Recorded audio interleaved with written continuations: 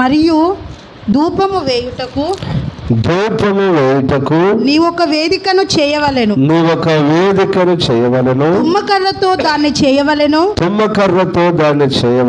దాని పొడుగు ఒక మూర,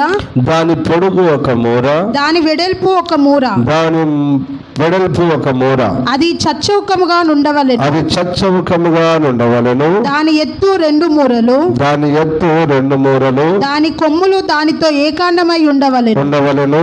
దాని పైభాగమునకు దాని 4 ప్రక్కలకును దాని కొమ్ములకును మేలిమి బంగారు రేకులు పొదిగించి దానికి చుట్టూ బంగారు జవను చేయవలెను.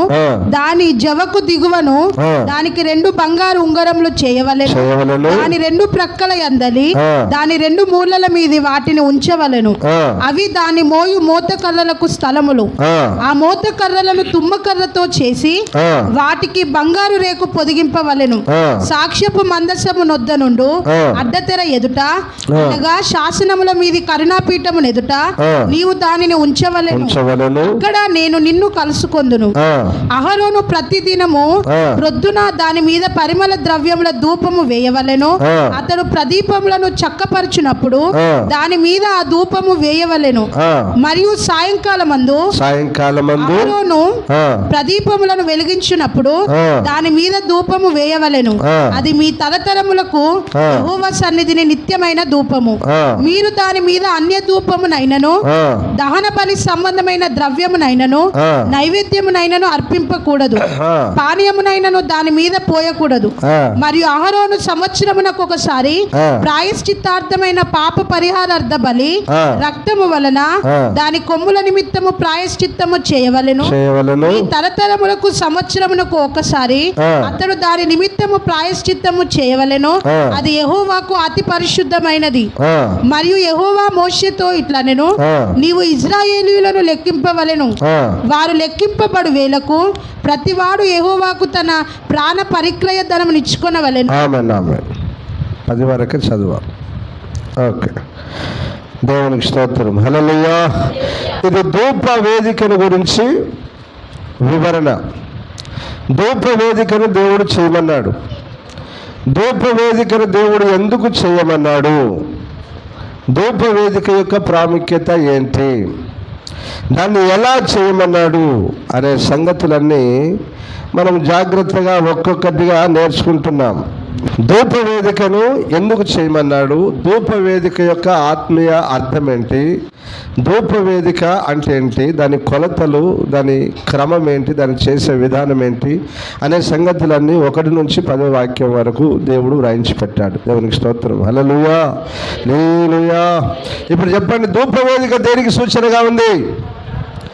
మన ప్రభు అయిన యేసు క్రీస్తుకు సూచనగా ఉంది. మన ప్రభు అయిన యేసు క్రీస్తుకు సూచనగా ఉంది. ధూప వేదికకు పొదిగించిన బంగారం దైవత్వానికి సూచనగా ఉంది. మోతకర్రలు దేనికి సూచనగా ఉన్నాయి?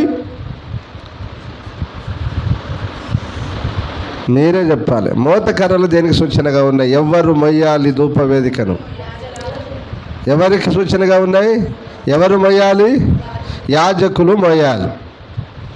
యాజకులు మోయాలి. ఓన్లీ యాజకులు మాత్రమే మోయాలా? దేవుని ప్రజలు మోయొద్దా? ఇప్పుడు మోతకర్ర ఎవరికి సూచన అంటే మాకు అనాలి. దేవునికి సూచన, మనకు సూచన. సేవకులతో కలుపుకొని మోతకర్రలు మనకు సూచన. అంటే ధూప వేదికను మనం మోయాలి అంటే అర్థమైంది? ధూప వేదికను మోస్తూ తిరగాలి. అంటే ప్రభు అయిన యేసు క్రీస్తును మనము మోస్తూ ఏం చేయాలట? నిత్యము ధూపం వేయాలి. ఏం చేయాలి? నిత్యము ధూపం వేయాలి. ధూపం వేయాలి. ధూపం వేయడం అంటే అర్థం ఏంటి? ధూపం అంటే దేనికి సూచన? ప్రార్థనకు సూచన. ధూపం దేనికి సూచన?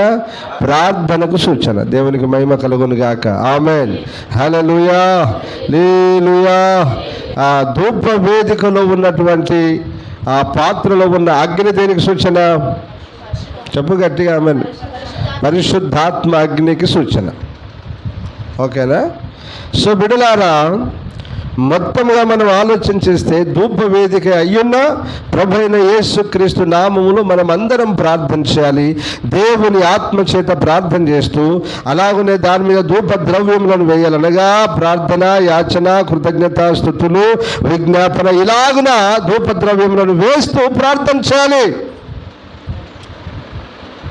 ఇది ధూపవేదిక యొక్క ప్రాముఖ్యత. ధూపవేదికను ఎందుకు చేయమన్నాడు దేవుడు? ధూపం వేయుటకు. ఎక్కడ? ప్రత్యక్ష గుడారంలో. దినములకు ఎన్ని మార్లు వేయాలి? యాజకుడు ఎన్ని మార్లు వేయాలి నాన్న? దావీదు ఏమన్నాడు? దావీదు ఎన్ని మార్లు వేశాడు? దేవుడు ఎన్ని మార్లు వేశాడు? ధూపం 3 మార్లు వేశాడు. 3 మార్లు వేశాడు. దేవునికి స్తోత్రం, హల్లెలూయా. అలాంటి దైవికమైన కృప దేవుడు మనందరికి అనుగ్రహించును గాక. హల్లెలూయా. నేను ఎందుకు మళ్ళీ జ్ఞాపకం చేస్తున్నానంటే ఈ రోజుతో ధూప వేదికను గురించిన పాఠం ఆపేస్తాను, ముగించేస్తాను. చాలా సంగతులు కలవు కానీ అది కొన్ని నెలలు చెప్పినా తరగని సబ్జెక్ట్ కనుక ఈ రోజుతో నేను ఆపాలి అనుకుంటున్నాను. మిగతా వాటిని కూడా నేను కొనసాగించాలి అనుకుంటున్నాను. దేవునికి స్తోత్రం, హల్లెలూయా. కాబట్టి ధూపమనగా ప్రార్థన. కొత్త నిబంధన కాలంలో ఉన్న పరిశుద్ధులు దేని కొరకు ప్రార్థన చేయాలి, దేని కొరకు ధూపం వేయాలి అనే సంగతులను మనము నేర్చుకుంటున్నాం. కొత్త నిబంధన కాలంలో ఉన్న పరిశుద్ధులు పితరుల ప్రార్థన, అబ్రహాం, ఇస్సాకు, యాకోబుల ప్రార్థన, పితరుల ప్రార్థనలు ఉన్నాయి. ప్రార్థన ద్వారా జరిగిన అద్భుతాలు, ఆశ్చర్య కార్యాలు లోకంలో ఉన్నాయి. అలాగనే కొత్త నిబంధన కాలంలో ఉన్న మనం దేని కొరకు, ఎవరి కొరకు ప్రార్థన చేయాలి అనే విషయాలు కొన్ని వారాలుగా నేను నేర్పించుకుంటూ వస్తున్నాను. కొన్ని వారాలుగా వాటిని బోధించుకుంటూ వస్తున్నాను.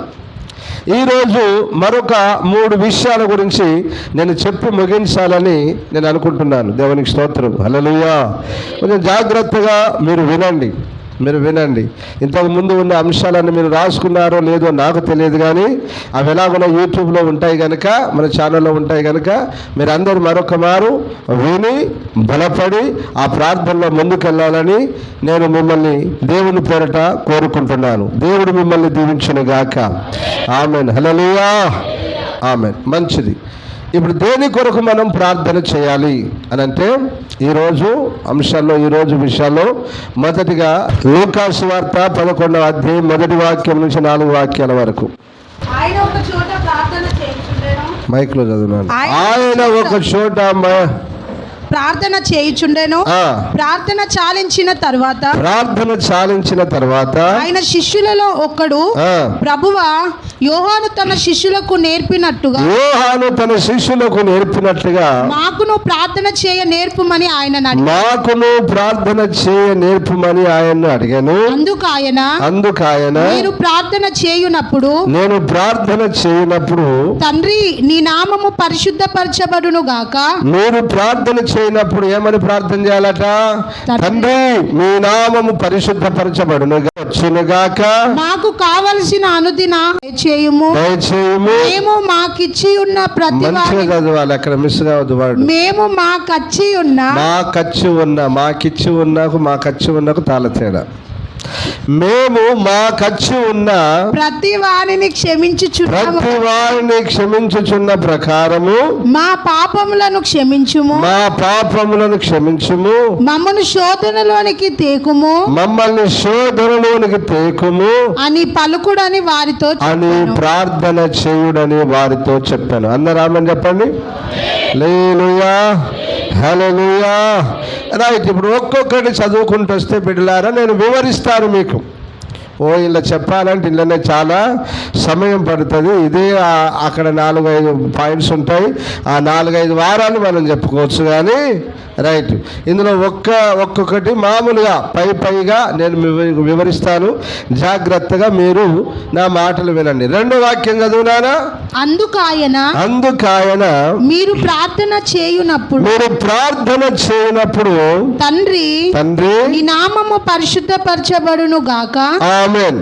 అందరూ నన్ను చూడాలి, ఇక్కడ చూడాలి. అందరూ నన్ను చూస్తూ దేవుని మాటలు వినాలి. ఏమని ప్రార్థన చేయమన్నాడు తన శిష్యులతో? ఏమని ప్రార్థన చేయమన్నాడు? తండ్రి మీ నామము పరిశుద్ధపరచబడును గాక. అని ప్రార్థన చేయండి బిడ్డ అన్నాడు. యేసు ప్రభు ఏం చెప్తున్నాడు వీళ్ళకు, శిష్యులకు ప్రార్థన మేము ఎలాగ చేయాలో కొంచెం మాకు ప్రార్థన నేర్పరా ప్రభువా అని అడిగితే ఏం చేస్తున్నాడు, మీరు ఇలాగ ప్రార్థన చేయండి అన్నీ కలిపే చెప్పాడు. అక్కడ అన్నీ కలిపి చెప్పాడు. ఒక్కొక్కటిగా నేను మీకు వివరిస్తున్నాను, జాగ్రత్తగా మీరు గమనించండి. మీకు ఎందుకంటే అందులో ఉన్న సంగతులు చాలా వరకు మీకు అర్థం కావు. ఇప్పుడు నన్ను చూడండి, మీ నామము పరిశుద్ధపరచబడును గాక అన్నాడు కదా, ఆ మాటకు మీకు ఏమైనా అర్థం తెలుసా? పోని ఇప్పుడు యేసయ్య నామం పరిశుద్ధమైందా పవిత్రమైందా? అది పరిశుద్ధపరచబడమైంది. మీ నామము పరిశుద్ధపరచబడును గాక అన్నాడు అని ప్రార్థన చేయండి అన్నాడు. ఆయన నామం పరిశుద్ధపరచబడమైంది, ఆయన నామం పరిశుద్ధమైందే కదా.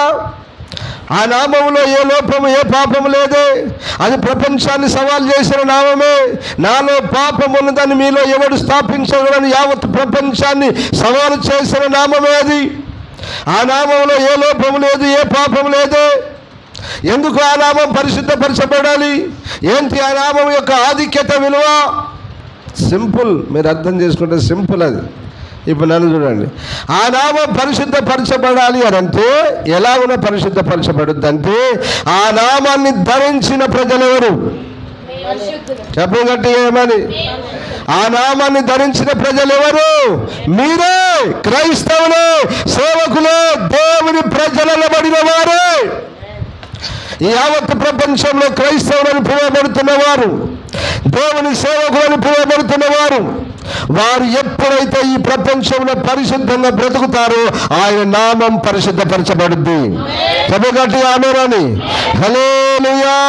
క్రైస్తవులని పేరు పెట్టుకుంటాం, క్రైస్తవులమని పేరు పెట్టుకుంటాం, దేవుని సేవకులమని పేరు పెట్టుకుంటాం, దేవుని నామానికి అవమానకరంగా బ్రతుకుతాం, దేవుని నామానికి మహిమ తెచ్చే వారముగా ఉండం. ఆయన అన్నాడు, నా పేరు పెట్టబడిన జనులు, నా పేరు పెట్టబడిన ప్రజలు అన్నాడు ప్రభు. అని ఇప్పుడు యేసయ్య పేరు పెట్టుకున్నాం కదా మనం, ప్రభు అయిన యేసుక్రీస్తు బిడ్డలం కదా మనం. ఆయన నామాన్ని ధరించిన మనం, ఆయన పేరు పెట్టుకున్న మనం ఎలాగ బ్రతకాలి మరి? యేసయ్య తాగుబోతా, యేసయ్య తిరుగుబోతా, యేసయ్య పాప, యేసయ్య అక్రమంలో ఉన్నవాడా, యేసయ్య ఏదైనా పొరపాటు చేసేవాడా? లేదే. చాలామంది లోకంలో అనేవారు ఏంటో తెలుసా? నానుడి లోకంలో అంటున్న మాట ఏంటో తెలుసా? ఒరే మీరు యేసు ప్రభు, మీరు క్రైస్తవులని పేరు పెట్టుకున్నారు, కానీ వీళ్ళ దొంగలు చాలామంది ఉన్నారా, అబద్ధికులు చాలామంది ఉన్నారా, కొండాలు బూతులు మాట్లాడేవారు చాలామంది ఉన్నారా, పనికి మళ్ళీ ఇంకా క్రైస్తవుడు అనుకుంటూ ఇంకా తాగి తిని పనికి మళ్ళీ పని చేసేవారు చాలామంది ఉన్నారా అని చెప్పుకునేవారు చాలామంది ఉన్నారు. లేరా? అందరూ నీతిగా ఉన్నారా? దేవుని నామానికి అవమానకరంగా బ్రతికేవారు లేరా? అని ప్రార్థన చేయమంటే, నానా మీరు ఇలాగ ప్రార్థన చేయండి రా, దేవా మీ నామము పరిశుద్ధపరచబడును గాక అని ప్రార్థన చేయండి. అంటే ఎవరైతే ప్రభు అయిన యేసుక్రీస్తు అను నామమును ధరించారో, క్రైస్తవునిగా పిలువబడుతున్నారో, యావత్తు ప్రపంచంలో ఉన్న క్రైస్తవులు అనబడిన ప్రతి ఒక్కడు పరిశుద్ధముగా బ్రతుకున్నట్లు ప్రార్థన చేయండి. ఇది ఆయన కోరుకున్నది, ఇది ప్రభు కోరుకున్న మార్గం, ఇది ప్రభు అడిగింది. కాబట్టి బిడ్డలారా, మనం ఏమని ప్రార్థన చేయాలంటే, పాపి నీతిమంతుడు కావాలి, నీతిమంతుడు పరిశుద్ధుడు కావాలి, పరిశుద్ధుడు సంపూర్ణుడు కావాలి. ఆమని చెప్పలే మీరు? హల్లెలూయా. వాడు సంపూర్ణుడైతేనే ఎత్తబడతాడమ్మా. వాడు పరిశుద్ధత లేకుండా ఎవడు ప్రభువును చూడని దేవుని వాక్యం సెలవిస్తుంది. కనుక అతను పరిశుద్ధుడిగా మార్చబడాలి, పరిశుద్ధుడిగా మార్చబడాలి. నీతిమంతుడుగానే ఉంటే సరిపోడు. ఆ నీతిమంతుడు ఎందుకు చెప్తున్నాడంటే, మారు మనసు అక్కరలేని 99 మంది ఉన్నారా లేదా? ఉన్నారని ప్రభు చెప్తున్నాడు. ఆ మారు మనసు లేని వాళ్ళు 99 నీతిమంతులను చెప్పుకుంటూ సంఘంలో బ్రతికేవారు ఉన్నారు నానా అని ప్రభు చెప్తున్నాడు. కనుక ఇప్పుడు నీతిమంతుడిగా ఉంటే నడుస్తుందా బిడ్డ? నడవదు. నీతిమంతుడు ఏం కావాలి? పరిశుద్ధుడు కావాలి. పరిశుద్ధుడు కావాలి. ప్రభు అంటాడు, పరిశుద్ధత లేకుండా ఎవడు ప్రభువును చూడలేడు. మన తరం కాదు. హల్లెలూయా, హల్లెలూయా. ఒకడేమన్నాడు? నీ నామము పరిశుద్ధపరచబడు. అంటే దేవుని ప్రజలందరూ, దేవుని నమ్మిన ప్రజలందరూ ఏం కావాలట? పరిశుద్ధులుగా మార్చబడుదురుగాక. దేవుని నామానికి ఘనత, మహిమ, ప్రభావాలు తెచ్చే బిడ్డలుగా మార్చబడుదురుగాక. ఆ రెండవ చదివానా? నీ రాజ్యము వచ్చునుగాక. అది నన్ను చూడండి మీరందరూ. ఆమె చదువుతుంటే మీరు నన్ను చూడండి సార్, నాకు చాలు. ఏమన్నా నాన్న? రెండవది, నీ రాజ్యం అనగా యేసయ్య రాజ్యము వచ్చునుగాక. యేసయ్య రాజ్యం ఎలాంటి రాజ్యం చెప్పండి బిడ్డ? రోమిలకు రాసిన పత్రిక 14వ అధ్యాయం చదవద్దు, నేను చెప్తాను, నోటికి వినండి. ఏమంటాడు అక్కడ? దేవుని రాజ్యము భోజనము పానము కాదు కానీ నీతి, సమాధానము, పరిశుద్ధాత్మ యందలి ఆనందం. దేవుని రాజ్యం ఎలాగుంటుందట? నీతి, సమాధానం, పరిశుద్ధాత్మ యందలి ఆనందం. రైట్. ఇంకొక మాట, ఆయన రాజ్యమే రాజ్యం, ప్రేమ రాజ్యం. ఏ రాజ్యం నానా? ప్రేమ రాజ్యం. ఆ రాజ్యంలో ఎవరెవరు నివసిస్తారు? పరిశుద్ధులు మాత్రమే. అపవిత్రమైన, నిషిద్ధమైనది అందులోనికి రాదు. సమాధానకరమైన రాజ్యం, దైవికమైన ప్రేమతో నిండిన రాజ్యం, దేవుని ఆత్మాభిషేకం చేత నిత్యము నింపబడి దేవుని సేవిస్తూ, ఆరాధిస్తూ, ఆత్మలో భాషలు మాట్లాడుతూ ప్రభువును స్తుతించే రాజ్యం. ఆ రాజ్యం అంటే ఊరికే అనుకుంటున్నారా నాన్న? నీ రాజ్యం వచ్చునుగా కానీ ఒక్క మాటతో దేవుడు చెప్పేశాడు. ఇలాగ ప్రార్థన చేయరా అన్నాడు. దాని అర్థాలు రానున్న పత్రికల్లో ప్రకటన వరకు ఆ రాజ్యం ఎలాగుంటుందో, ఆ రాజ్యం యొక్క ప్రాముఖ్యత, ఆ రాజ్యం యొక్క విలువలు అక్కడ రాయించి పెట్టాడు. అందరూ చదివేసి కామ్గా దాటేసి వెళ్ళిపోతారు నాన్న. అందరు మామూలుగా చదివేసి వెళ్ళిపోతారు. ఆ ప్రార్థన చెప్తూ ఉంటారు కదా, చాలామంది సంఘాల్లో చెప్తూ ఉంటారు ఈ ప్రార్థన, అంతే కదమ్మా? నీ నామం పరిశుద్ధపరచబడును గాక, మీ రాజ్యం వచ్చు. ఆ వాక్యం యొక్క ఆ విలువ తెలియదు. ఆ వాక్యం యొక్క విలువ తెలియకుండానే పాపం చెప్తూ ఉంటారు. కానీ బోధించాల్సిన వారు ఆ వాక్యం యొక్క, ఆ ప్రార్థన యొక్క విలువలు బోధించాలి, నేర్పించాలి. రైట్. ఆ రాజ్యం ఏ రాజ్యము? నీతిమంతులు నివసించే రాజ్యం, పరిశుద్ధులు నివసించే రాజ్యం, సమాధానకరమైన రాజ్యం, ప్రేమ చేత నింపబడిన రాజ్యం, ప్రేమ రాజ్యం, దేవుని ఆత్మాభిషేకం కలిగిన వారు నివసించే రాజ్యం. చాలా సంగతులు ఉన్నాయి, ఒకటి కాదు, రెండు కాదు. నీ రాజ్యం వచ్చును గాక అన్నాడు. అంటే ఎక్కడికి రావాలి ఆ రాజ్యం? ఇప్పుడు చెప్పండి. భూమి మీదకి అనండి. ఎక్కడికి రావాలి?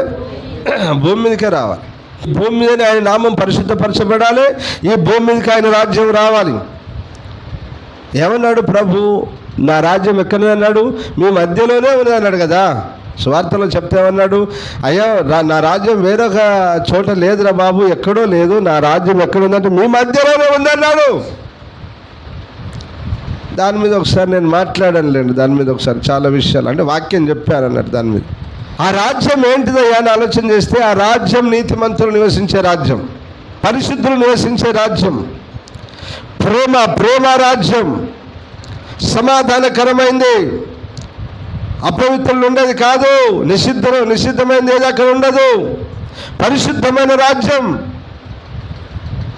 అంటే మీ మధ్యలోనే ఉందన్నాడు కదా రాజ్యం. ఎక్కడుంది అది? దేవుని సంఘములు. ఎక్కడుంది నాన్న? అది దేవుని సంఘములు. అంటే దేవుని సంఘములో ఉన్నవారు ఎలా ఉండాలి? దేవుని ప్రజలు ఎలా ఉండాలి నాన్న? నీతిగా, పరిశుద్ధంగా, సమాధానంగా, ప్రేమ కలిగి, ఐక్యత కలిగి, అభిషేకం కలిగి, ఇలా ఎప్పుడైతే మనం జీవిస్తామో మన మధ్యలో దేవుని రాజ్యం ఉన్నట్లే. హల్లెలూయా. ఈ లోక రాజ్యాలన్నీ ఎలాగున్నాయి ఇప్పుడు చెప్పండి? ఈ లోక రాజ్యములన్నీ ఎలాగున్నాయి? అక్రమంతో, పాపంతో, భయంకరమైన కుళ్ళు కుతంత్రాలతో, హత్యలతో, దోపిడి దళారి వ్యవస్థతో, భయంకరమైన నీచమైన హేయమైన కార్యాలతో ఈ లోక రాజ్యాలు నిండిపోయాయి. యేసు ప్రభు కోరుకునేది ప్రేమ రాజ్యం, ఆమేన్. హల్లెలూయా, హల్లెలూయా. సమాజ నిర్మాణం, సమాధానకరమైన రాజ్యం, గొడవలు, అల్లర్లు, కొట్లాటలు, హత్యలు లేని రాజ్యం. నీతిమంతులకు స్థానం లేకుండా పోయింది. నీతిమంతులకు ఈ రాజ్యంలో స్థానం లేకుండా పోయింది. చంపుతున్నారు, పట్టుకొని భయంకరంగా కొడుతున్నారు, హింసిస్తున్నారు. ఈ లోక రాజ్యం ఇంత భయంకరంగా తయారైపోతుంది. ప్రభు మనల్ని ఏమన్నాడు? మనకేమిచ్చాడు? ఏం ఆజ్ఞాపించాడు? నా రాజ్యము, నీ రాజ్యము వచ్చునుగాక అని ప్రార్థన చేయనా. అంటే ఇప్పుడు మనం ఏం చేయాలా? దేవా, మీ రాజ్యం ఈ భూలోకం మీద స్థాపించబడునుగాక. ఆమేన్, హల్లెలూయా. మీ రాజ్యం ఈ లోకం మీద విస్తరించునుగాక అని ప్రార్థన చేయాలి. నీతి, సమాధానం, పరిశుద్ధత, ప్రేమ, జాలి, దయ, కనికరంతో నిండిపోవాలి ఈ రాజ్యం అంతా. విభేదాలు, గొడవలు, కొట్లాటలు, ద్వేషాలు, పగలు, అసూయలు లేని రాజ్యం కావాలి మాకు అని ప్రార్థన చేయాలి. మనమంతా దాని కొరకు ప్రార్థన చేయాలి. దేవునికి స్తోత్రం, హల్లెలూయా, హల్లెలూయా. కాబట్టి ప్రియమైన దేవుని బిడ్డలారా, మనం వాటి కొరకు ప్రార్థన చేయాలి. ఒకటేమన్నాడు? మొదటిగా ఏమన్నాడు? నీ నామం అంటే ప్రజలందరూ పరిశుద్ధులుగా మార్చబడాలని ప్రార్థన చేయాలి. రెండవదిగా దేవుని రాజ్యం భూలోకం మీద స్థాపించబడాలని ప్రార్థన చేయాలి. ఏం కావాలి? మాకు కావలసిన ఆహారము మాకు ఇవ్వండి అని ప్రార్థన చేయాలి. ఇదైతే అందరు అడుగుతారు. అందరు అడుగుతారా లేదా? మనకేదైనా కొరత వస్తే అడుగుతారా లేదా? అడుగుతారు. వీటితో పాటు పై వాక్య భాగాలు కూడా, పై మాటలు కూడా ప్రార్థన చేయాలి. అంటే మనం ఏమని ప్రార్థన చేయాలి? ఆకాశ పక్షులను పోషిస్తున్న దేవా, ఆకాశ పక్షులను మీ గుర్తులు విప్పి పోషిస్తున్న దేవా, మమ్మల్ని కూడా పోషించండి. అనుదిన ఆహారం మాకు అనుగ్రహించండి. ఆర్థిక స్థితులు మెరుగు చేయండి. మా అవసరతల లెక్కలన్నీ మీ మహిమలో తీర్చండి ప్రభు అని ఏం చేయాలి? మనం ప్రతిదినము ప్రార్థన చేయాలి. నీ అవసరాలు అడగడం తప్పేం కాదు నాన్న. నీ అవసరాలు అడుగు. అవసరాలు అడుగుతూనే, నీ అవసరతలు అడుగుతూనే అనేక అవసరతలు కూడా అడగాలి. పేదవారిని, విధవరాలను, అనాథాలను, ఈ లోకంలో ఎందరో ఉన్నారు ప్రభువా, తిండి లేక దిక్కుమాలిన స్థితిలో, అయ్యా దరిద్రాన్ని అనుభవిస్తూ ఎందరో ఉన్నారు ప్రభువా, వారిని కూడా పోషించండి, వారి అవసరత లెక్కలు కూడా తీర్చండి ప్రభు అని ప్రార్థన చేయాలి. దేవునికి స్తోత్రం, హల్లెలూయా, హల్లెలూయా. అనుదిన ఆహారం మాకు అనుగ్రహించండి. మనకు 2 విధములైన ఆహారం కావాలి. ఏం కావాలి? మనకు 2 విధములైన ఆహారం కావాలి. ఒకటి భూ సంబంధమైన ఆహారం, రెండవది ఆత్మ సంబంధమైన ఆహారం. ఏంటన్నా రెండవది? ఆత్మ సంబంధమైన ఆహారం. ఏంటది? వాక్యం. అది కూడా మాకు కావాలని మనం ప్రార్థన చేయాలి. ఆమేన్, హల్లెలూయా, హల్లెలూయా. చదువునాను. మేము మాకచ్చి ఉన్న ప్రతి వానిని క్షమించుచున్నాము గనుక మా పాపములను క్షమించుము. ఆమేన్. ఏమని ప్రార్థన చేయాలంటే? మూడవదా నాలుగోది ఏమని ప్రార్థన చేయాలి? మేము మాకచ్చి ఉన్నట్టు అర్థం తెలుసా? మాకు రుణం ఉన్నా, మాకు అప్పున్నా, మా ఎడల కీడు చేసినా, మేము మేలు చేస్తే మేలుకు ప్రతిగా మాకు కీడు చేసినా,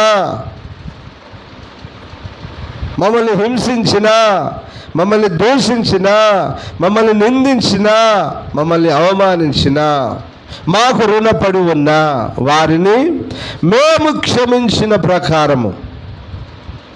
అసలేందా ఆ మాట కదా? అసలేందా మాట? దేవునికి స్తోత్రం, హల్లెలూయా. మాకు అచ్చి ఉన్నా అంటే మాకు అప్పు ఉన్నా, మాకు రుణపడి ఉన్నా, మేము ఇతరులకు ప్రేమ చూపితే మాకు కీడు చేసినా, మమ్మల్ని దూషించినా, మమ్మల్ని హింసించినా, మమ్మల్ని ఇంకేదైనా చేసినా వారిని మేము క్షమించిన ప్రకారం. ఆమేన్, హల్లెలూయా. చెప్పగలరా ఈ మాట క్రైస్తవుల్లో అనేకులు? చెప్పగలరా? చెప్పలేరండి. చెప్పలేరండి. ఒక్క మాట అంటే చాలా ఫీల్ అయిపోతున్నారు క్రైస్తవులు. బుద్ధి చెప్తే ఖండించి గద్దిస్తేనే తప్పు రాదంటే చాలా ఫీల్ అయిపోతున్నారు. వారు మాకు వచ్చి ఉన్నారు.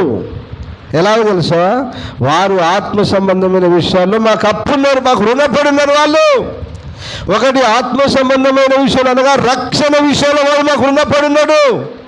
డబ్బు విషయంలో కూడా అప్పే ఉన్నాడు వాడు మాకు. ఓ మాట ఎవరే ఏందిరా ఇది తప్పురా, ఇది మంచి పద్ధతి కాదురా అంటే అలిగి సంఘానికి వస్తలేడు వాడు, అలిగి మందిరానికి వస్తలేరు. ఇది న్యాయమే అంటారా? అంటే నీకు ఇవ్వాలని నేను ఒక మాట అనొద్దారా? నేనేమంటానంటే దేవుడి వారిని అలాంటి ఏమైంది, దేవుడి వారిని చూసుకొనుగాక, దేవుడి వారికి మాకు మధ్య న్యాయం తీర్చునుగాక. ఆయన అన్యాయాధిపతి కాదు కదా, అన్యాయం చేస్తాడు కాదు, ఆయన న్యాయం చేస్తాడు. గుర్తుపెట్టుకున్నానా? నీ ప్రతి మాటకు లెక్క ఒప్పు చెప్పాలిరా. నీ ప్రతి మాటకు లెక్క ఒప్ప చెప్పాలి. అలాంటిది నిన్ను ఎట్లా వదిలేస్తాననుకుంటున్నావురా? నిన్ను ఎట్లా వదిలేస్తాననుకుంటున్నావు? నువ్వు వదిలేడు దేవుడు. ప్రతి మాటకు లెక్క అడిగే దేవుడు. ప్రతి పనికి కూడా లెక్క చెప్పాలి. ప్రతి పనికి కూడా లెక్క చెప్పాలి. దేవునికి మహిమ కలుగును గాక. మనం మాత్రం వాళ్ళను దేవునికి అప్పగించి క్షమించి వదిలేయాలి. ఆమెను చెప్పలేదు, అంతే కదా? మనం మాత్రం దేవునికి అప్పగించి క్షమించి వదిలేయాలి. ప్రభువా నువ్వే చూసుకో, మేమైతే వదిలేస్తున్నాం రైట్ అని వదిలేసేయాలి. దేవునికి మహిమ కలుగును గాక. ఇలాగున ప్రతి విషయంలో మాకు ఖర్చు ఉందంటే, మాకు అప్పు ఉన్నా, మాకు రుణపడి ఉన్నా, మీరందరూ ఇందులో చాలామంది నేను బాప్తిస్మం ఇచ్చిన వారందరూ ఆత్మ సంబంధమైన విషయంలో, రక్షణ విషయంలో మీరు మాకు రుణపడి ఉన్నారా లేదా? అంతే, రుణపడే ఉన్నారు. దేవునికి స్తోత్రం, హల్లెలూయా. కాబట్టి మా ఖర్చు ఉన్న వారిని మేము క్షమించిన ప్రకారం మీరు కూడా మా పాపములను క్షమించండి ప్రభువా.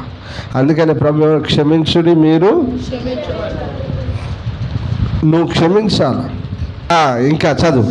మమ్మును శోధనలోనికి తేక తేకుము అని అని ప్రార్థించాలి. ఆమేన్, హల్లెలూయా. ఈ 4-5 విషయాలు ఇక్కడ చెప్పాడు ప్రభు. ఇలాగూ ప్రార్థన చేయండి, శోధనలోకి రావద్దని ప్రార్థన చేయండి, మమ్మల్ని శోధనలోనికి తేకు ప్రభు అని ప్రార్థన చేయండి అని అన్నాడు. ఇలాగ ఈ 4-5 విషయాలు ముందు పెట్టాడు. వీటన్నిటి కొరకు మనం ఏం చేయాలన్నా ప్రార్థన చేయాలి. ఆమేన్ చెప్పండి అందరూ. హల్లెలూయా. ఇలాగున మీ అందరికీ ప్రార్థన చేసే దైవ కృప దేవుడు అనుగ్రహించును గాక. ఇది మొదటి పాయింట్. దీనికే ఇంతసేపు పట్టింది. ఇది మొదటి పాయింట్. అందులో మళ్ళీ ఒక్కొక్కటి వివరించాలని చాలా సమయం అవుతుంది, కానీ ఈ ఒక్కదాని కొరకే ఇంతసేపు నేను వివరించాను. ఇలాగనే మీరు ప్రార్థన చేయండి. దేవా మీ నామం పరిశుద్ధపరచబడును గాక, మీ రాజ్యం వచ్చును గాక. ఇంకా మాకు కావలసిన అనుదిన ఆహారం మాకు అనుగ్రహించండి. మా ఖర్చు ఉన్న వారిని మేము క్షమించిన ప్రకారం మా పాపాలను క్షమించండి. మమ్మల్ని శోధనలోనికి తేకండి ప్రభు అని ప్రార్థన చేయాలి. ఎందుకంటే యోబు పాపం అనుకున్నాడట. ఏమనుకున్నాడో తెలుసా? ఈ కీడు నా మీదకి ఏది రావద్దు, రానియకు ప్రభు అని అనుకున్నాడట పాపం మనసులో. ప్రార్థన చేయాలి కానీ అనుకున్నాడు మనసులో. చివరిగా ఆయన అన్నది ఏందో తెలుసా? నేను అనుకున్నదే నా తల మీదకి వచ్చిందంటాడు పాపం. అయ్యో, బాగా అనిపిస్తుంది. ఏ కీడైతే నాకు రావద్దు అనుకున్నాను, ఏ శ్రమ, ఏ బాధ, ఏ హింస అయితే నాకు రావద్దు అనుకున్నాను, అదే వచ్చింది ప్రభు అంటాడు పాపం, బాధపడతాడు. నేను మీ అందరికీ చెప్పేది ఏంటంటే, ఆయనను బట్టి మనం నేర్చుకోవాల్సిన పాఠం ఏంటంటే, ఏ కీడు ఏ శోధన మాకు రావద్దు ప్రభు అని ప్రార్థన చేయాలి. శోధించడానికి సాతాను గారు సిద్ధంగా ఉన్నాడు.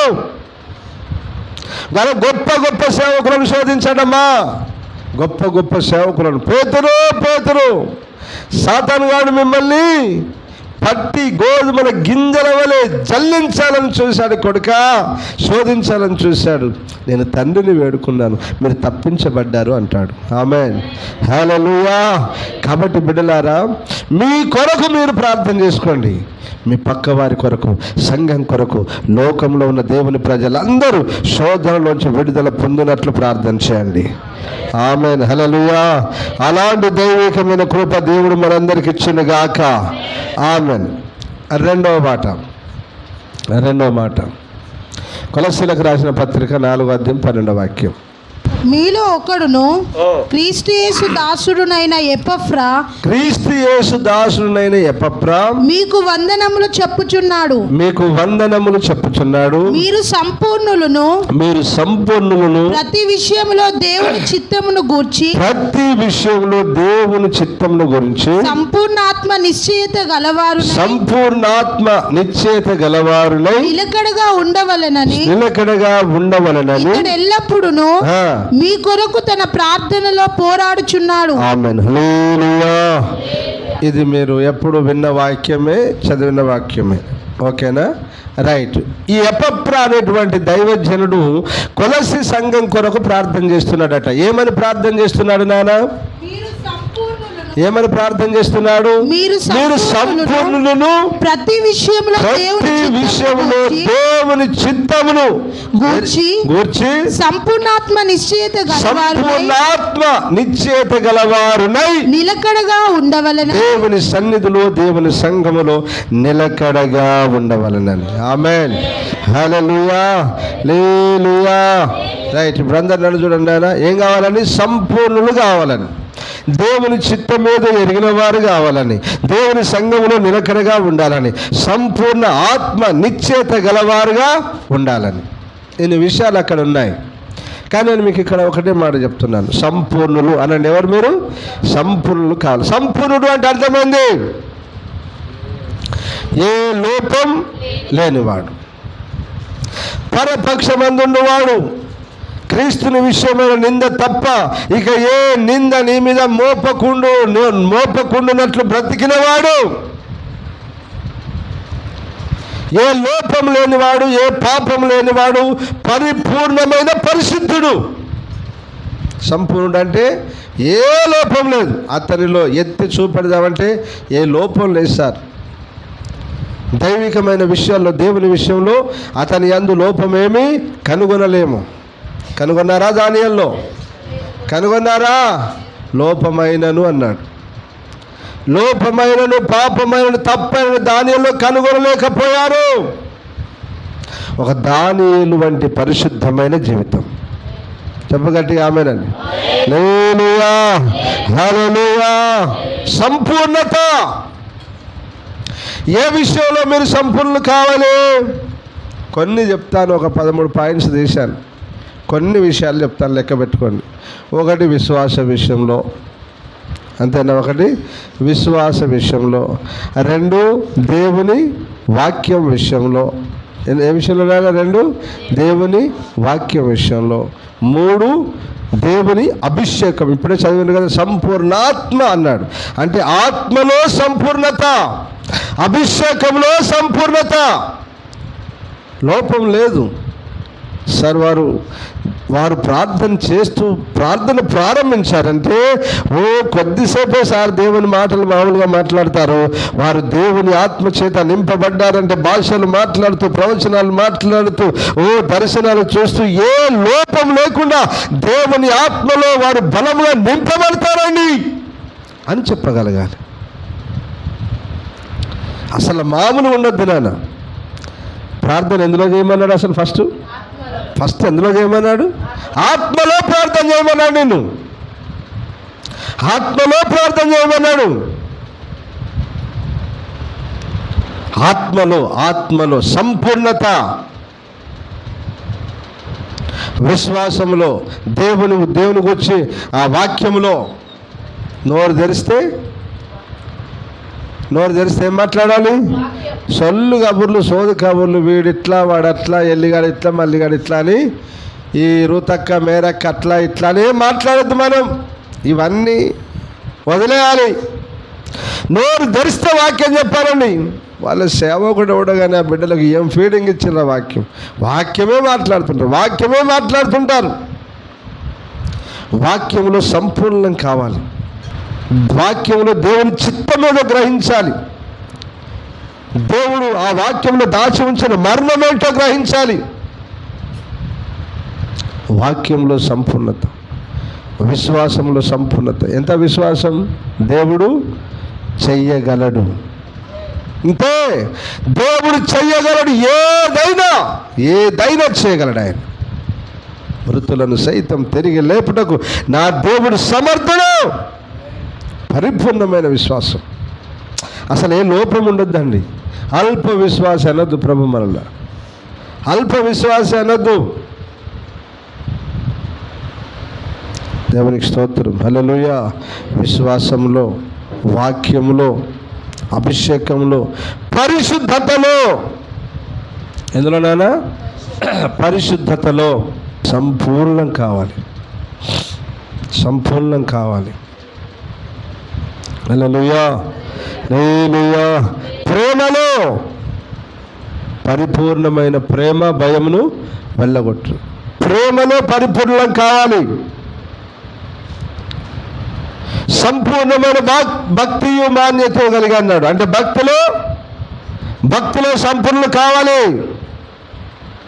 భక్తిలో సంపూర్ణులు కావాలి. ఇలాగ చెప్పుకుంటూ పోతే ఒకటి కాదు, రెండు కాదు నాన్న, చాలా ఉన్నాయి. విశ్వాసములో, వాక్యములో, అభిషేకములో, ప్రేమలో, పరిశుద్ధతలో, సమర్పణ. ఇది లేదు చాలామందికి. సమర్పణ లేదు చాలామందికి. సంపూర్ణ సమర్పణ బైబిల్ సెలవిస్తుందా? సంపూర్ణ సమర్పణ. మిమ్మల్ని మీరు సమర్పించుకోండి. సంపూర్ణ సమర్పణ. ఇలాగనే ఒక్కటి కాదు నాన్న, చాలా విషయాల్లో దేవుని బిడ్డలమైన మనము సంపూర్ణతలోనికి ఎదగదుముగాక. ఆమేన్. హల్లెలూయా. అలాగనే సంపూర్ణ శ్రమలలో పరిపూర్ణుడు అన్నాడు. ఎందులో? శ్రమలలో. ఏ శ్రమలు? దేని కొరకు శ్రమలు? మీ కొరకు, మీ కుటుంబం కొరకు, మీ పిల్లల కొరకు పడే శ్రమలు కాదు నాన్న. మీరు దేవుని కొరకు పడే శ్రమలు. దేవుని కొరకు పడే శ్రమలు. దేవునికి మహిమ కలుగును గాక. ఆమేన్. హల్లెలూయా. హల్లెలూయా. శ్రమలలో సంపూర్ణత.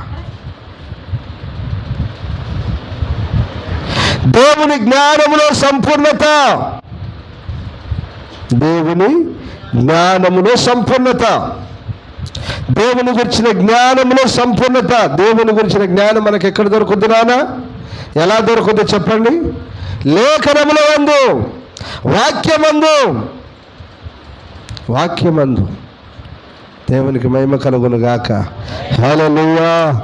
అందుకని ప్రభు అన్నాడు, ప్రతి విషయంలో మీరు సంపూర్ణులు కావాలని ప్రార్థన చేస్తున్నట్టు పాపం ఆయన. ఇప్పుడు మీరు చెప్పండి, మీరేం చేయాలి? సంఘంలో ప్రతి ఒక్కరూ సంపూర్ణతలోనికి ఎదగాలని ప్రార్థన చేయాలి.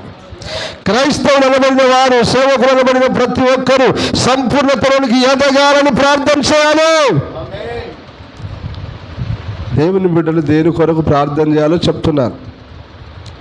దేవుని ప్రజలు క్రొత్త నిబంధన కాలంలో ఉన్న క్రైస్తవులు అని పేరు పెట్టుకున్న చివరి దినాల్లో ఉన్న మనం దేని కొరకు ప్రార్థన చేయాలో చెప్తున్నాను.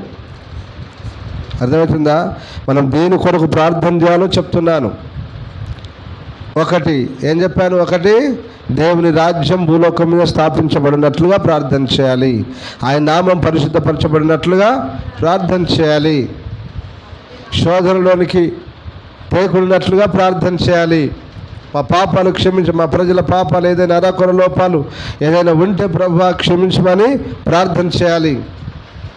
రెండవది, ప్రజలందరూ సంపూర్ణతలోనికి ఎదుగునట్లుగా ప్రార్థన చేయాలి. హల్లెలూయా. హల్లెలూయా. విశ్వాసంలో, వాక్యంలో, అభిషేకంలో, సమర్పణలో, ప్రేమలో, పరిశుద్ధతలో, శ్రమల్లో, భక్తిలో, అన్ని విషయాల్లో సంపూర్ణతలోనికి ఎదుగునట్లుగా ప్రార్థన చేయాలి. ఎవరు? యావత్ ప్రపంచంలో ఉన్న క్రైస్తవులు అనబడిన వారందరూ. హల్లెలూయా. హల్లెలూయా. మూడవదిగా చదవండి. లూకా సువార్త 21:36. కాబట్టి మీరు జరగబో వీటి 21:36.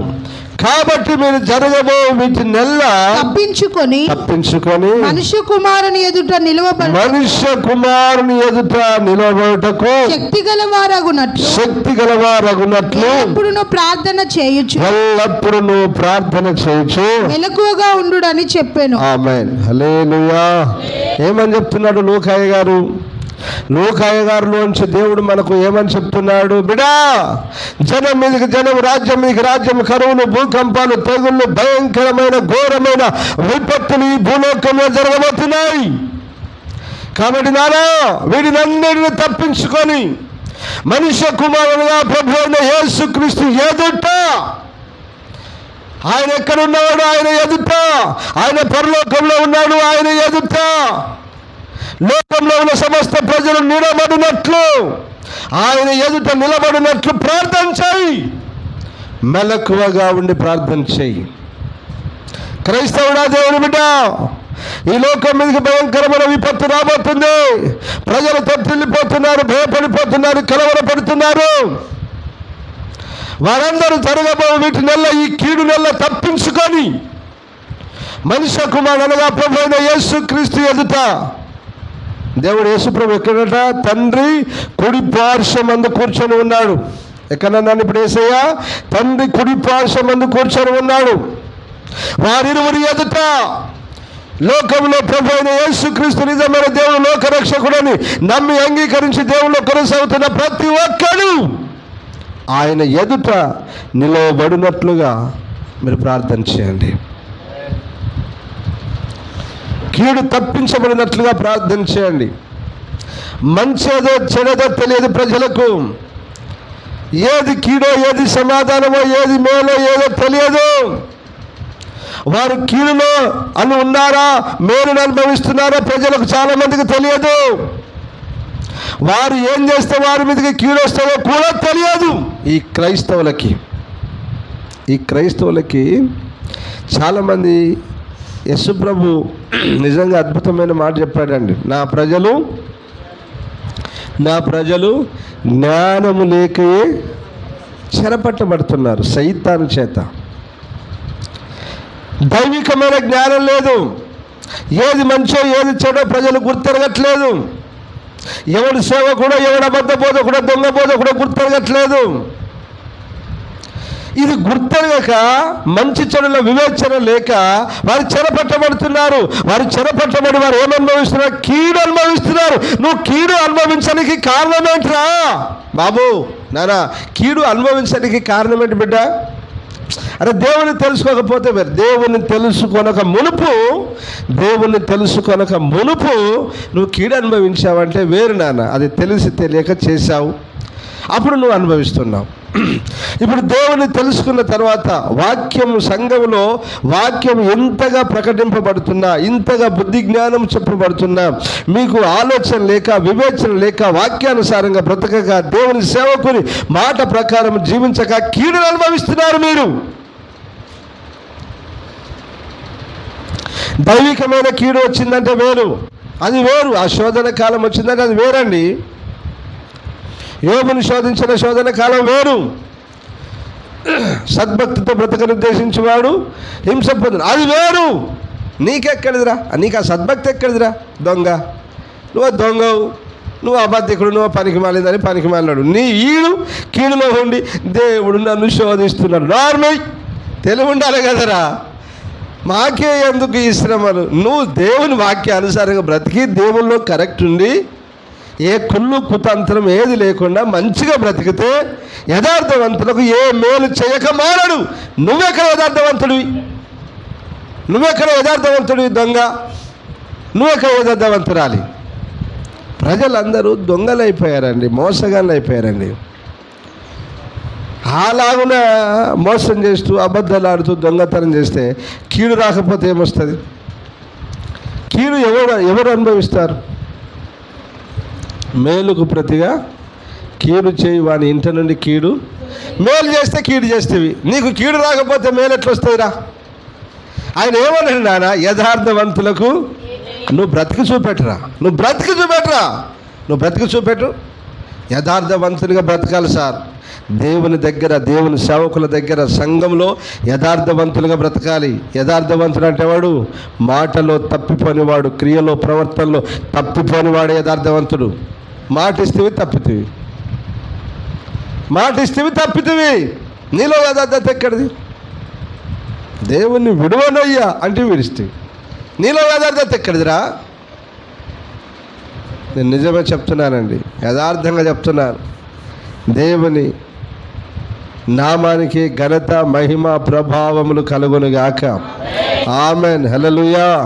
మా దగ్గర ఉన్నాయి కొద్దిగానే, ఖర్చు అయినాయి ఎంతో, లెక్కేం లేదు. కానీ యథార్థంగా చెప్తున్నాను, ₹1 అప్పు లేకుండా దేవుడు చేశాడు. వివాహం ముగించిన తెల్లారే డిస్పాచ్ ఎక్కడెక్కడ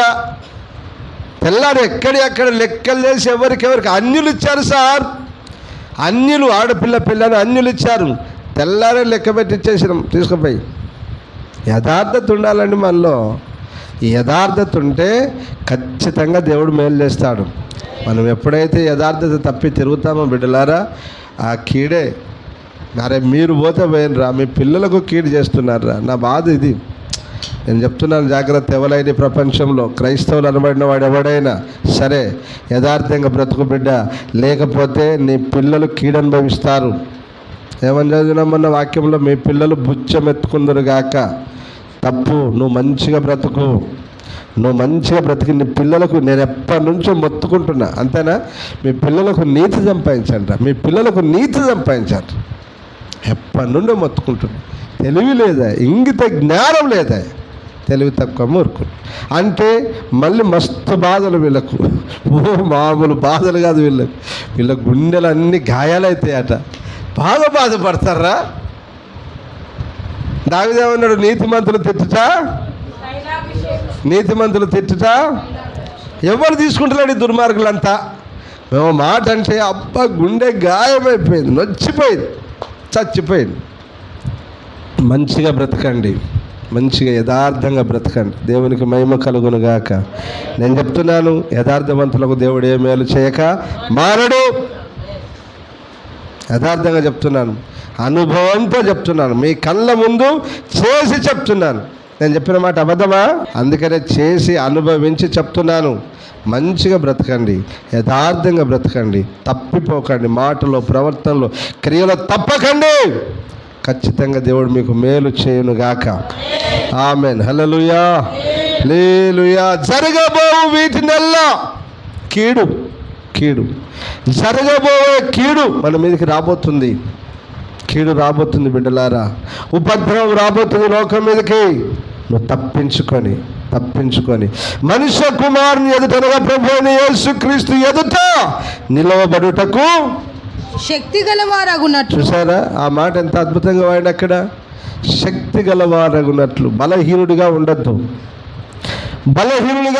మీరు. సోమరులుగా, పనికి మాలిన వారిగా ఉండద్దు మీరు. శక్తి గలవారగునట్లు ఎల్లప్పుడూ ప్రార్థన చేయుచు మెలకువగా ఉండు. హల్లెలూయా.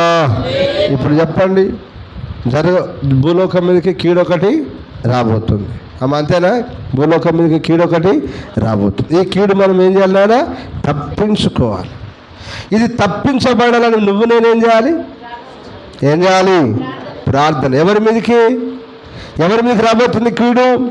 యావత్ ప్రపంచంలో ఉన్న ప్రజలందరికి మీదకి, అలాగనే అవిధేయులైన క్రైస్తవుల మీదకి కూడా దేవుని ఉగ్రత, దేవుని కీడు రాబోతుంది.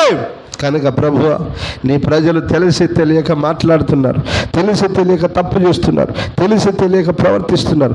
కృపతో జ్ఞాపకం చేసుకున్నారు. వారిని మీరు గద్దిస్తారా నాకు తెలియదు, అవసరమైతే ఒక దెబ్బ కొడతారా మాకు తెలియదు. కానీ ప్రభువా, వారికి మారు మనసు ఇవ్వండి, వారిని రక్షించండి, వారిని కాపాడండి, ఈ కీడు నుంచి తప్పించండి, మీ ఎదుట వారిని నిలబెట్టుకోండి.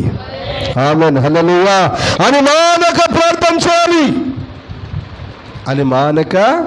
ప్రార్థన చేయాలి. జరగబో కీడులోంచి ఈ లోకంలో ఉన్న క్రైస్తవులందరూ తప్పించబడి ఆయన ఎదుట నిలబడినట్లుగా మనము ప్రార్థన చేయాలి. అందుకని నువ్వు అపొస్తలుల కార్యాలు 2:21 ఏమన్నా చదువు త్వరగా. అపోస్తలుల కార్యాలు 2:21. అప్పుడు ప్రభు నామమును బట్టి ప్రార్థన చేయు వారందరూ రక్షణ పొందుదురు. హల్లెలూయా. తిని పడుకున్న వారందరూ, దేవుని సన్నిధిని విడిచి తిరుగు వారందరూ, ఆరాధనకు రాని వారందరూ రక్షింపబడతారు అన్నాడా చెప్పమ్మా. తిని హాయిగా టీవీ చూసుకుంటూ ఇంట్లో నిద్రపోయే వారందరూ రక్షణ పొందుతారు అన్నాడా? లేదే. ఎప్పుడంటే ఇప్పటిదాకా నేను చెప్పిన సంగతులు ఎన్నో వాక్యాలు చదువు కిందకి.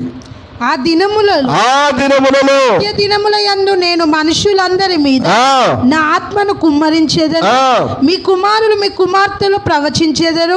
మీ యవ్వనులకు దర్శనములు కలుగును. మీ వృద్ధులు కలలు కందురు. ఆ దినములలో నా దాసుల మీదను నా దాసురాండ్ర మీదను నా ఆత్మను కుమ్మరించేదను గనుక వారు ప్రవచించేదరు. పైన ఆకాశమందు గుర్తుపెట్టుకోండి, పైన ఆకాశమందును మహత్కార్యములను భూమి మీద సూచక క్రియలను రక్తమును అగ్నిని పొగ ఆవిరిని కలుగజేసేదను. ప్రభు ప్రత్యక్షమగు ఆ మహాదినము రాకమునుపు సూర్యుడు చీకటిగాను చంద్రుడు రక్తముగాను మారుదురు. అప్పుడు ప్రభు నామమును బట్టి ప్రార్థన చేయు వారందరూ రక్షణ పొందుదురు. ప్రార్థన చేయని వారందరూ శిక్ష. అది అట్లా అనాలి. సూపర్. మీరంతా ప్రభు నామమును బట్టి ప్రార్థన చేయని వారందరూ శిక్ష పొందుదురు. ఏంటా శిక్ష? నిత్య నరకము, ఆరని అగ్ని అనే శిక్ష పొందుదురు. కాబట్టి క్రైస్తవుడా, దేవుని బిడ్డ, ప్రార్థనకు రమ్మంటే ఏమంటారు చాలామంది? పనున్నది పాస్టర్ గారు, రాలేకపోతున్నాను. చుట్టాలు వచ్చిన పాస్టర్ గారు, రాలేకపోతున్నాను. ఒళ్ళు నొప్పులు పాస్టర్ గారు, రాలేకపోతున్నాను. నడుము నొప్పి పాస్టర్ గారు, రాలేకపోతున్నాను. నీ చల్లగుండా ఎప్పుడు వచ్చి చేస్తావో చెప్పు. మరి నువ్వు ఎప్పుడు వచ్చి చేస్తావో చెప్పు ప్రార్థన. ఇది ప్రతి సంఘంలో ఉన్న గోలే సార్. చాలా సంఘాల్లో ఉండేది గోల. ఒక్క సంఘం అని కాదు, నా సంఘం అని కాదు, నీ సంఘం అని కాదు, ప్రతి సంఘంలో ఉన్నది గోల ఇది. ఏం చేయాలి? సేవకులకు బాధ అయిపోయింది. మేమిద్దరం మాత్రమే వచ్చి దమ్ము కొట్టుకొని పాటలు పాడుకొని ఎవరో ఒకరిద్దరు ముసలిమూడుగా వేసుకొని ప్రార్థన చేసుకుంటూ కూర్చుంటాం. చివరి దినాల్లో, అంత్య దినాల్లో ఉన్న క్రైస్తవుల మనం ఎవరి కొరకు ప్రార్థన చేయాలి?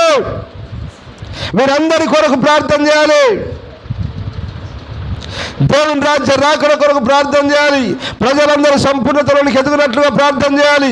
ఈ లోకంలో ప్రతి ఒక్కరూ రాబో ఉగ్రతలోంచి, కీడులోంచి తప్పించబడి ప్రభు అయిన యేసుక్రీస్తు ఎదుట నిలబడినట్లుగా ప్రార్థన చేయాలి. ఇది మన బాధ్యత. ప్రత్యక్ష గుడారంలో ధూపవేదికను ఎందుకు చేయమన్నాడు? ఆ ధూపవేదికలో ఏమన్నాడు? నేను అక్కడ వారిని ఎక్కడ కలుసుకుంటాడు? ధూపవేదిక దగ్గరే కదా. ధూపం వేస్తున్నప్పుడే కదా, ప్రార్థన చేస్తున్నప్పుడే కదా ప్రభు నిన్ను కలుసుకునేది. ఈ కామన్ సెన్స్, ఇంగిత జ్ఞానం క్రైస్తవులకు లేకపోయా. దేవుడు నన్ను కలుసుకునే స్థలం ప్రార్థన. దేవుని నేను కలుసుకునే స్థలం ప్రార్థన అనే ఆలోచన లేదు సార్ చాలామందికి. అమ్మా నన్ను చూడండి, మీ అందరికీ ప్రేమతో దండం పెట్టి చెప్తున్నాను, ఇకనైనా మారండి. ప్రతిరోజు మీ వీలైన కొలది తప్పకుండా ప్రార్థన చేయండి. చెప్పు గట్టిగా ఆమేన్. హల్లెలూయా. మీ మీద దేవుడి ప్రార్థన భారం మోపునుగాక, ఆయన రాజ్య భారం మోపునుగాక. ఆమేన్. మరి ఎట్లన్నా దీవిస్తాం మిమ్మల్ని. దేవుని ఎదుట నిలబడినట్లు. కొంచెం మేము బుద్ధి చెప్తే మీకు కోపం వస్తుంది కదా. కొంచెం మేము బుద్ధి చెప్తాం. ఇప్పుడు కొలసి 1:28 చదువు. పౌలు ఏమంటున్నాడు చూడు.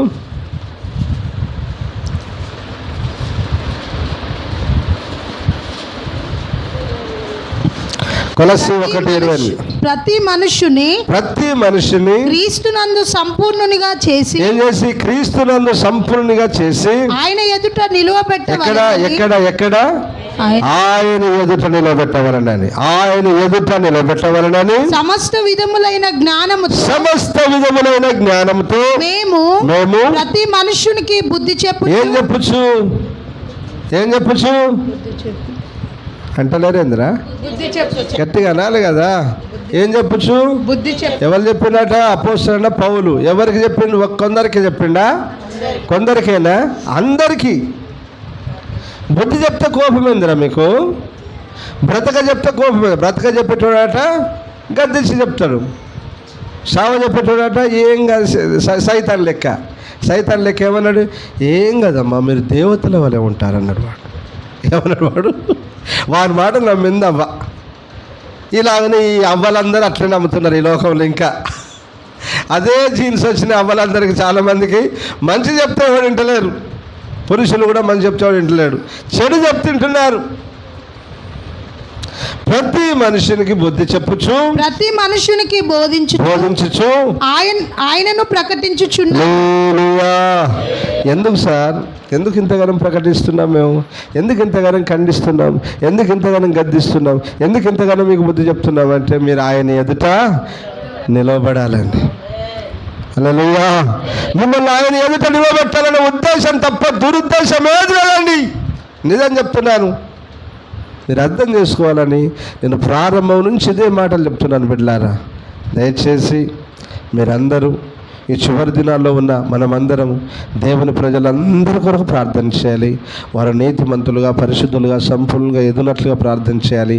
ప్రభువైన యేసుక్రీస్తు ఎదుట నిలబడినట్లుగా మనం ప్రార్థన చేయాలి. ఆమేన్.